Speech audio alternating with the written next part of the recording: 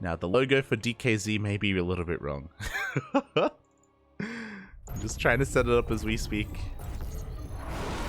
Let's go. As spawning in the top right-hand corner, we have the South Korean Zerg player representing KranKy Gaming. It is Dark.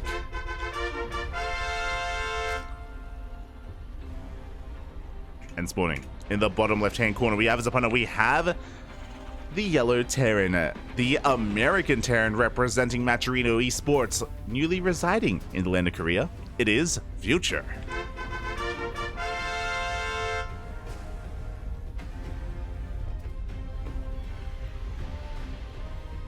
Let's go, Poppy. Let's go. Catching up with the chat. Goated Banshee. True.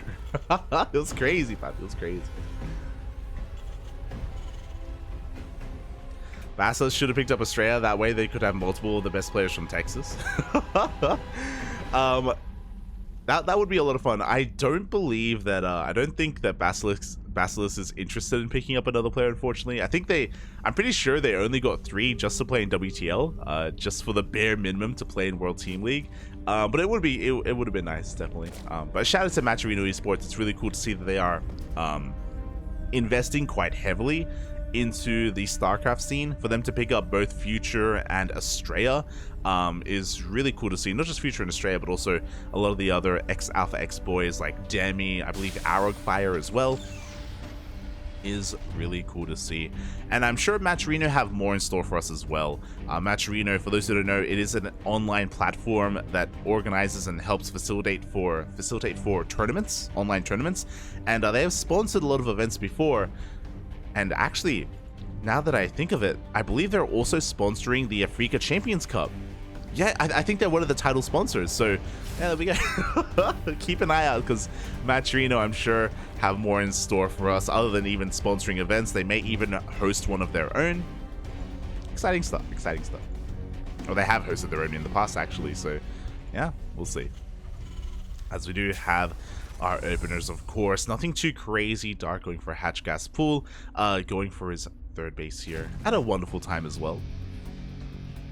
Burn is going to be sent out as the Reaper comes in. And the dance will begin. One Ling will get picked off, so a good start here from Future to pick off a Ling, but nothing too crazy, nothing too wild. On top of that, he's also going to be confirming the location, or should be confirming the location of the third base to make sure that it is going to be up and running. Make sure there's no 2-base shenanigans like we saw in the last game.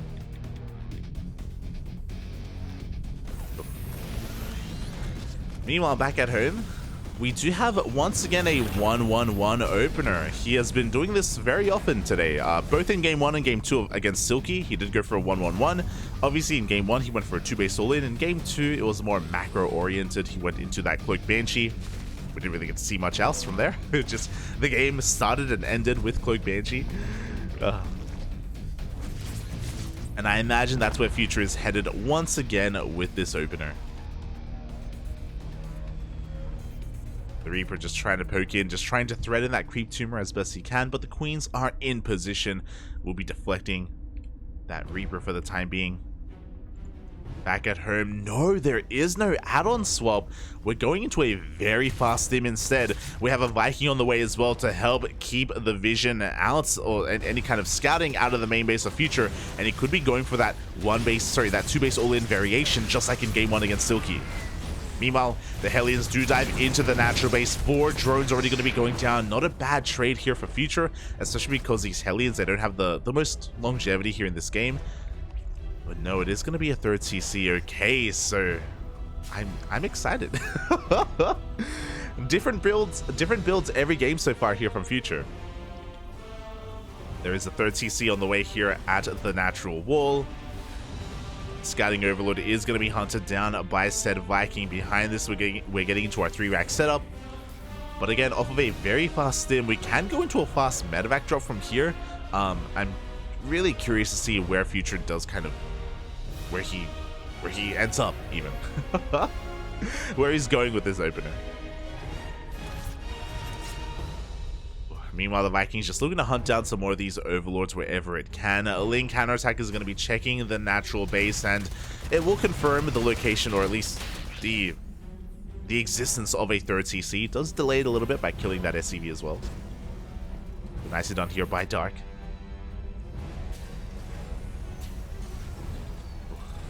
Meanwhile, we are just going for a bit of an add-on swap here as well. Stim is now done. Hellions that are active on the map are being hunted down. These Lings chasing these Hellions very far off of creep, and eventually the Hellions will be picked up. Eventually. Oh my, the micro. Oh! Future, a very delicate dance with his very heavily weakened Hellions, but no, eventually they will go down to one Ling. That one Ling has 2 kills on it. How often do you see one Ling killing 2 Hellions? My god.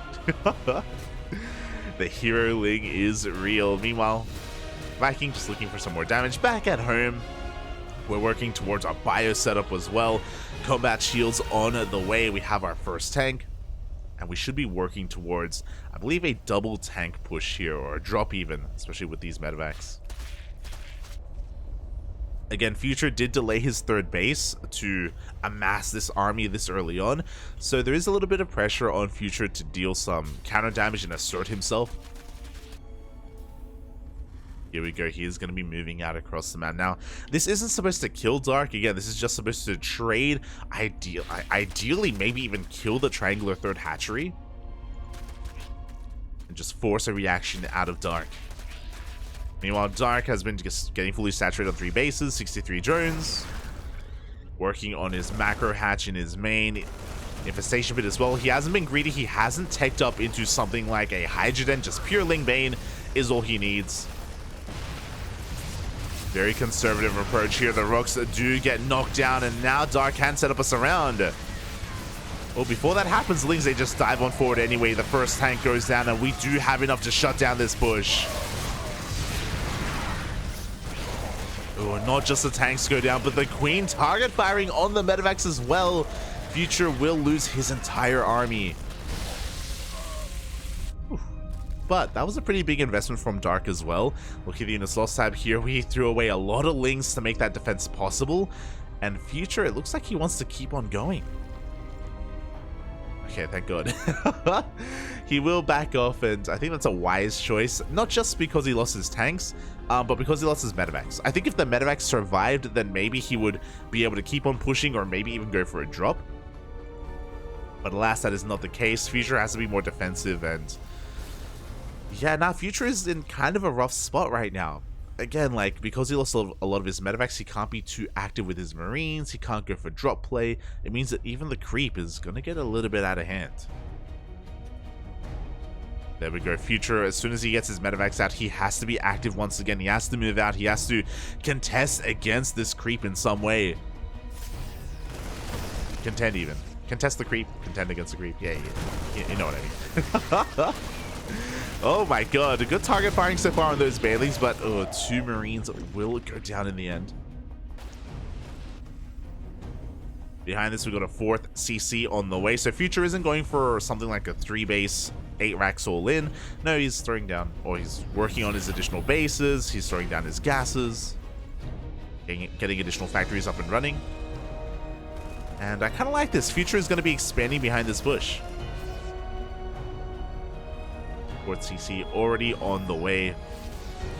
But what's scary is that Dark has already gone to a pretty healthy worker count at this point. Oh, the jump on the left hand side gets surrounded as well. We have the Hive, we have Adrenal on the way, Vipers as well, Ultra Cavern. Like, Dark's economy has been left untouched throughout this entire game.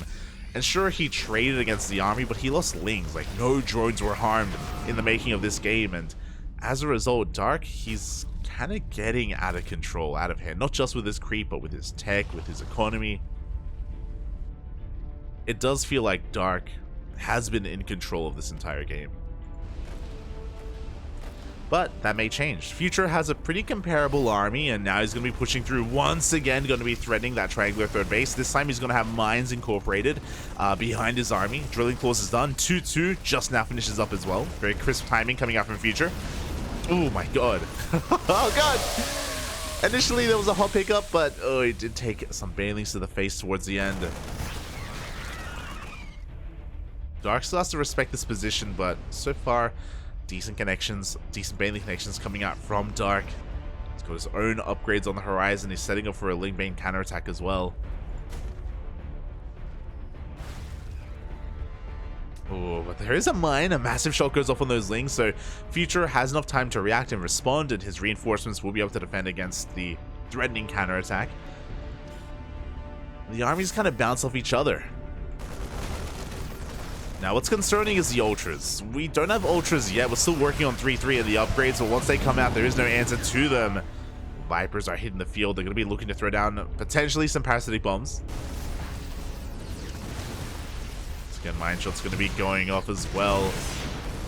On a lot of these Banelings, to be fair, but here we go. Dark is just rushing up this ramp. Another mine shot will go off, but not the best connections. We have the power bombs as well. There's more than enough Ling Bane on the ground. The Terran army is being overwhelmed.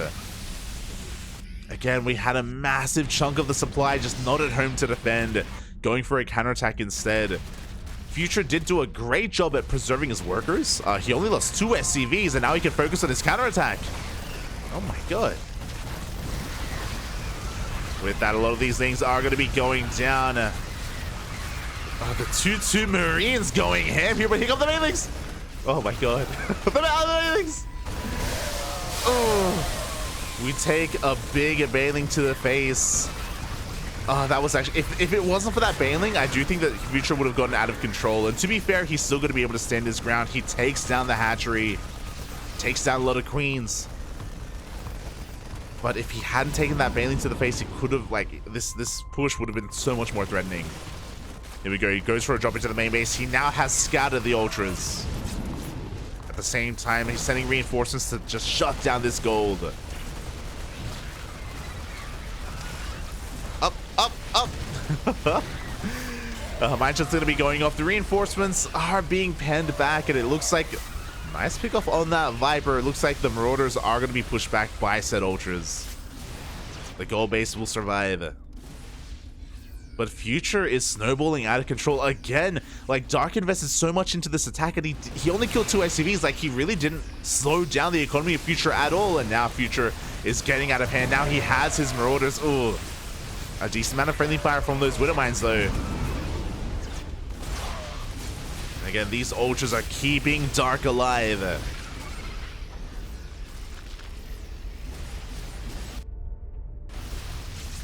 It feels like Future is like, he's on the cusp. He's on the brink. He's almost broken through. He's trying to get on top of these Banelings, but alas, the Lings come in to reinforce. He's being forced back once again. Ooh. Oh, the friendly fire. Oh, God. Friendly fire a little bit brutal towards the end. But we kill the Ultras. The Barbanes! He knows. He sees Papi. And Future not going to be caught out by that. Dark just trying to squeeze out whatever he can. He's going for a Ling counterattack. He wants to try to force Future to turn around. But last, we have planetaries. We have reinforcements. Future's main army does actually go back home, to be fair. So the Ling run by didn't do any damage, but it does give Dark the breathing room that he needs to spend his larva. Like, he has a decent economy, like he has a decent base count. He just needs to remake those Banelings, needs to pump out those Ultras. Ultras, they take a long time to produce. And right now there are none. Oh, sorry, right now there are 2.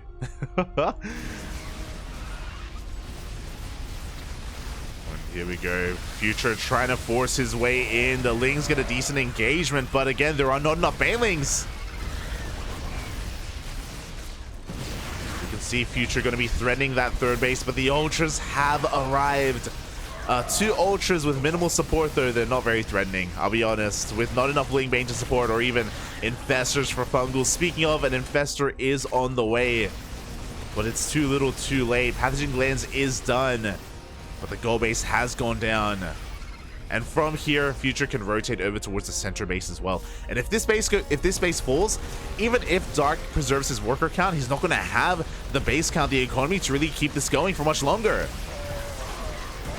Yeah, he's trying to hold on desperately, but no, this base is now forfeit. And Future, he's doing it. The Future is now. He's only been in Korea for like a week. Maybe a little bit, like 10 days. And despite that, he is breaking on through. The best Zerg player in Korea is struggling here. Fungal does connect with the Ultras, but not with the Marines. We're pushing on through another Fungal. Oh, it will go off. It does blanket the entire army. God, that Fungal did so much for Dark, but it's still not enough. The other Infestor goes down as well. We have another Fungal available, and it does connect once again, but there's no follow-up. There is no army. GG gets called, and Future takes game number 1. Oh my god. Let's go, Poppy. Let's go.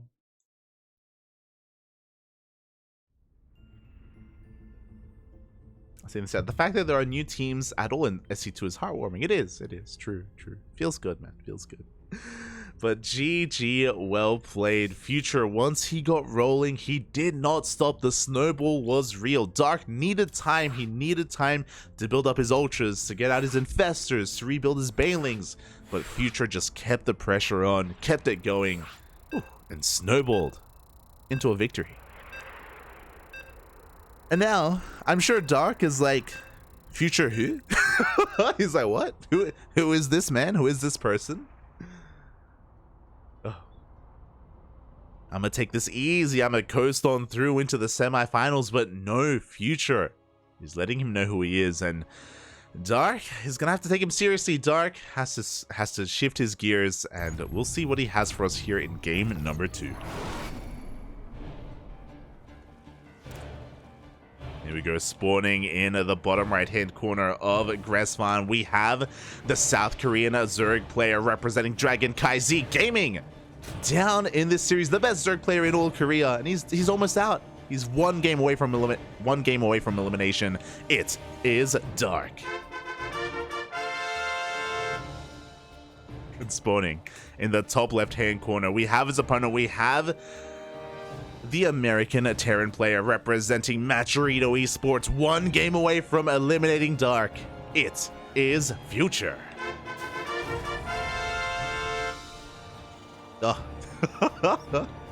I can see the Terrans popping up in the chat. Shout out to Asher, Colossal Gulp. 1 week in Korea. 1 week of Korea is all he needed, Poppy. Send him back. Send him back. Well, game 1 was good and all, don't get me wrong. It was a solid game out of Future. But Dark is doing what he does best. He's going for a pool first. He's going for a pool first. And what Dark is known for, if you're familiar with Dark's games, and especially his ZvT, he's known for his signature units. His second signature unit is the Ultra, don't get me wrong, and we saw the Ultras in game 1, but his first one, his firstborn, is the Roach. It's all about the Roaches, Papi, and I feel like, especially with going for a pool first like this, that's what we're going to be seeing. We have 6 Lings on the way. These Lings ideally are going to be keeping Future busy back at home, as we're getting into our gas production, we're getting our natural base up and running. Queen is on the way, and there is that Roach Horde. So the goal here is for the Lings to keep Future busy, keep the Reaper back at home, and keep this Roach Horde hidden. Oh boy. This is a classic Dark opener. Now, can Future go toe-to-toe with this? Can he deal with early game aggression? For the most part, he has been, you know, trying to take the driver's seat in his TVZ, sorry. He has been trying to really dictate the pace of the game, but now the turns have tabled. Now the Lings are arriving. Reaper is already across the map. And this CC is going to be delayed. The Lings, oh, the wall is not a wall. The Lings are busting into the main. And boys have to be pulled. Reaper, I love this. The Reaper that's across the map doesn't turn back around, is going to be going for a full scout, and he does confirm the Roach Warren. Very important here for Future. Oh, meanwhile, the factory is going to be delayed. A couple more SCVs are going to be going down. Oh my god! 4 SCVs already falling. Pretty good amount of damage here from Dark. And that CC wasn't being made either. CC heavily delayed. Factory delayed. 4 SCV kills. Can we get 5? Oh. Thankfully not. Thankfully only 4. But damage was done. Damage was done, and we have the follow-up on the way. Roaches are en route. 5 Roaches in total. Now the bunker is done. We have a Cyclone on the way. Even though the factory was delayed, it wasn't delayed for too long. And even though the CC was delayed, the bunker was prioritized. So Future looking to minimize his losses as best he can. Roaches have arrived. Or they do focus down that first Reaper. They're making their way in towards, or they're just avoiding the bunker entirely. Ooh. Now the dance has begun. Nice target firing there on the Morphing in Ravager. Cyclone is going to be able to force this back, but we are denying any kind of mining here at the natural base of Future.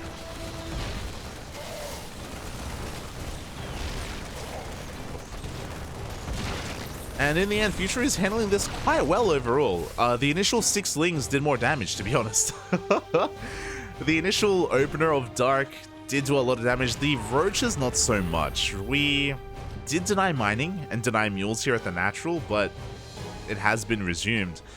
Dark actually didn't really kill any additional workers. He got a couple of Marines here and there. But that was a big investment. That was a lot of gas and minerals down the drain for Dark, as he is trying to recover from here, taking 3 of his gases, going for his 3rd base. Dark trying to, get back into this game, even making a couple of safety roaches as well to make sure he doesn't die suddenly to a counterattack. And Future responds with a 3rd CC, so after surviving the early game, we're going to be heading in towards that mid game. I'm curious if Dark is gonna push out with these roaches, or if he's just making them to defend. But yeah, he's got Ravagers on the way. That's a lot of roaches. Lings are coming out to reinforce. Ling speed is done. It looks like Dark is going for a follow-up 2-base all-in. And this is what's terrifying about Dark, you know? It could just be a roach opener into a macro game, into like a 1-1 timing later on. Or, you know, he can just cut workers, make Lings, make roaches, and kill you. Oh boy. And Future doesn't know.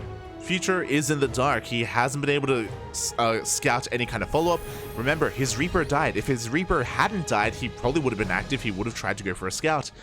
Alas, he doesn't know, Papi. He doesn't know. He's got 1 tank on the low ground. He's got a Cyclone in the main.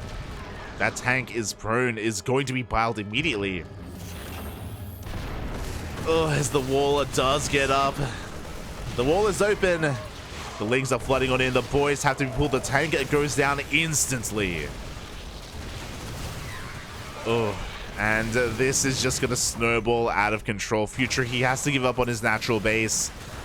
The vials on the ramp are real as well. 13 SCVs already going down. This is already a critical amount of damage. And Dark is looking for more. I kind of love this. He's not engaging with them. Oh, no, there he is. He's waiting for the army to expose himself. We have a full surround as well. The vials will be connecting. And Future loses everything. The Marines, the Cyclones, the SCVs. And soon to be game 2 as well. Like, there's honestly nothing much left. The ramp has been compromised. Tech Labs being focused down. GG gets called, and Dark ties up the series 1-1. GG, well played. And to be fair, you know, Future did force Dark to play like Dark, and that's you got to respect that. Definitely have to respect that. I hope Future feels privileged by that fact. Ooh. And now suddenly this series is a lot more up in the air. Again, now Dark is showing us that he's very willing to be hyper aggressive against his opponents. Oh my god. And that's going to come into play because the next game is taking place on Neo Humanity. Let's go. See, Future was in the dark, and Dark was also in the dark. He was, Papi. He likes it. He likes it. He likes the smooch. Let's go. We are diving into our next game, the ace match between these two players. As I mentioned before, in the smallest map in the map pool, the shortest rush distance. Let's go, Papi. Let's go.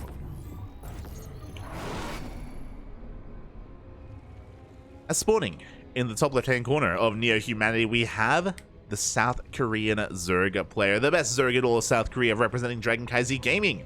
It is Dark.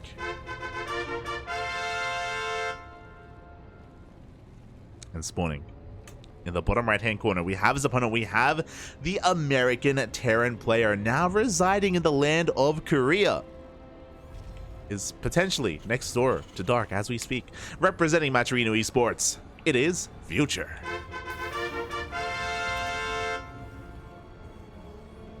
Oh, let's go, Bobby. This is what I love. So far, what I love about Future today is that we've been casting a lot of his ZvTs, and every single game, he's gone for a different opener. Unironically, like every game so far, he has had a different opener and like a varying follow-up as well. I mean, obviously last game we couldn't really talk too much about it because he had to react against the cheese, but he's shown a lot of versatility so far, and I love that here on Neo Humanity. I don't think he's going for the Beyond opener. I think he's going for the Special opener, which I don't know how I feel about. I haven't seen Special have as much success, but this is going to be a Racks on the low ground followed by a Factory. We're not going for the 2 Racks opener of Beyond. I don't believe that's where we're headed anyway.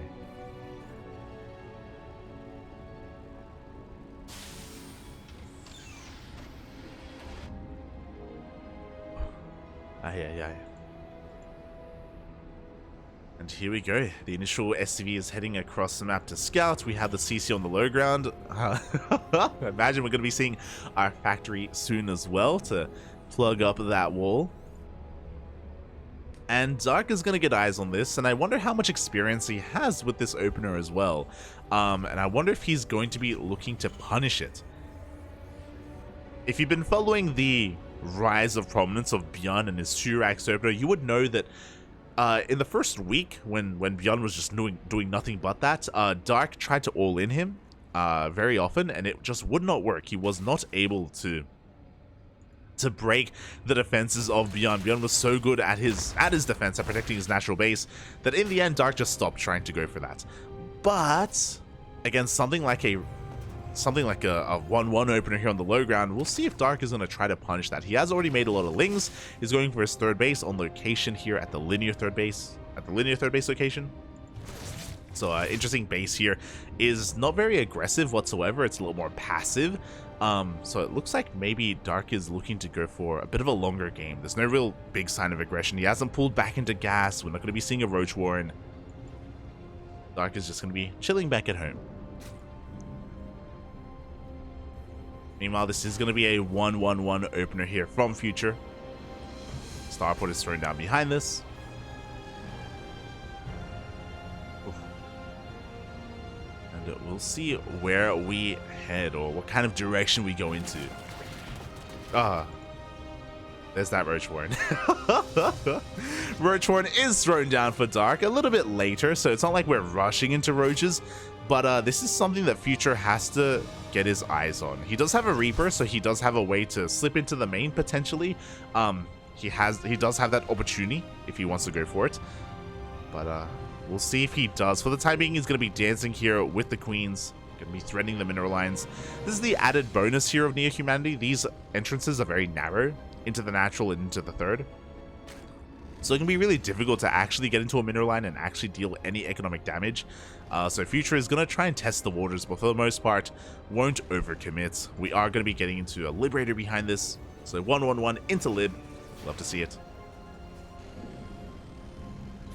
And the Liberator will be going over towards the right-hand side of the map. Meanwhile, we're just rushing on forward. Lings are waiting for him, though, and is it going to be worth it? Future is making his way into the mineral line, does head over towards the 3rd instead, gets 1 drone, but only 1, and oof, will lose 2 Hellions in the process. Bold move by Future. Didn't quite pay off. Oh, he's going again. He's crazy. As he threatens the natural, Liberator does show up here. Does get a couple of larva kills. Oh, he's actually going to be able to catch some of these roaches. 1 roach does go down. Hasn't been scouted, but did die. Oof. We almost get a kill on that queen. Roaches are now moving out across the map. They have been spotted here by Future. He's fully aware of what's going on. Liberator's looking to siege, but he can't cover the whole ramp. There's one spot. The roaches are bypassing that Liberator. Gonna try and tango here with the army. At the end, they don't care. They're just pushing forward anyway. We have the Biles. We have the Ravagers. Oof. We'll lose one Ravager in the process. What do we have back at home to defend? We have a bunker, a Marauder as well. The wall, not quite a wall. Future. Unfortunately, he was focusing a lot on, you know, getting his third CC up and running, working on his add-ons, not so much with his army. He literally has 2 units right now. Here we go. The reinforcements are coming out, and with the help of this tank and with these Marauders, we should be able to force this back.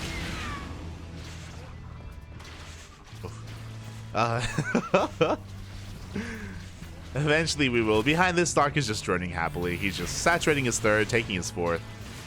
Banshee does come out and is going to be able to focus on some of these Ravagers. Oh no! A lib. Liberator does go down. And Dark has just bought so much freedom, so much breathing room to do whatever he wants. He's droning up past 70 at this point because he knows he can. Meanwhile, we didn't invest into Cloak, so it's just the singular Banshee, and it does chase down some of those Ravagers, but no economic damage is done.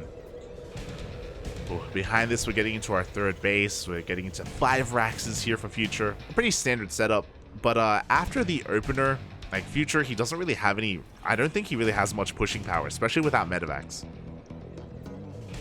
He lost his Hellions as well. Like, he has no map presence whatsoever other than this Banshee. And because of that, Dark, honestly, he is free to drone up to 80. He's going to be stopping at 75, just taking all of his gases. We have 1-1 on the way, so he is going to be focusing on Roach production.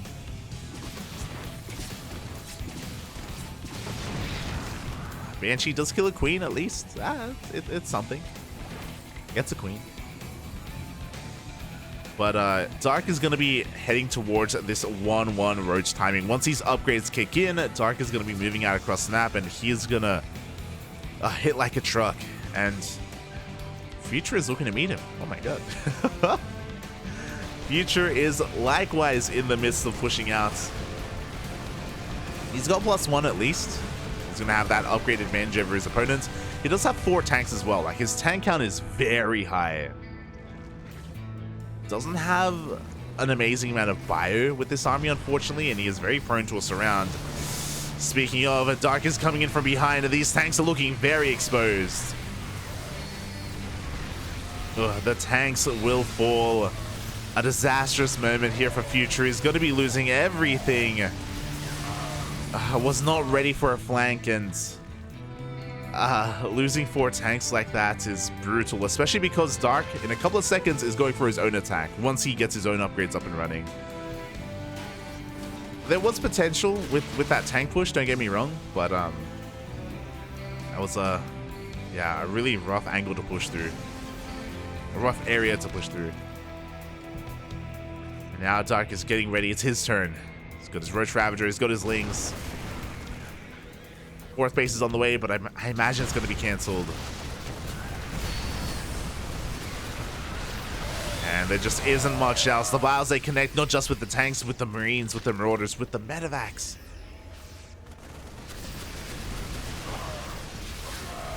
Oof. And Lings are flooding behind this.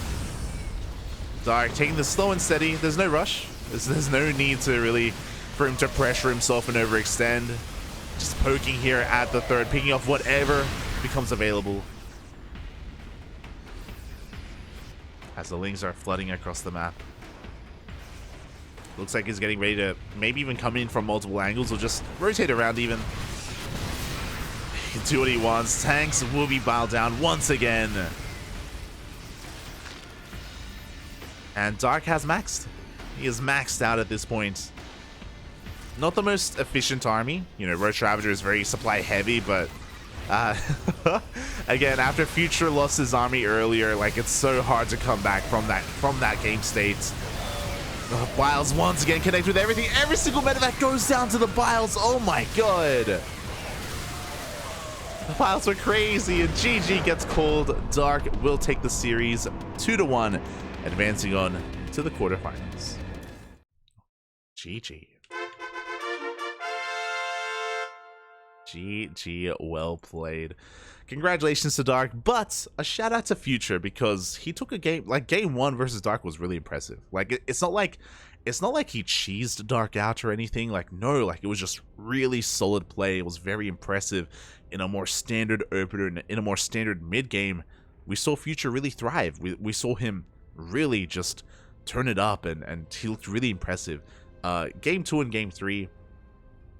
Again, we saw Dark be the aggressor, and we saw Future struggle a little bit more when it was the Zerg player kind of being up in his face and just throwing a wrench into his builds. That's kind of where Dark really thrives, is being the aggressor, is kind of, you know, taking the lead in a series, in a game.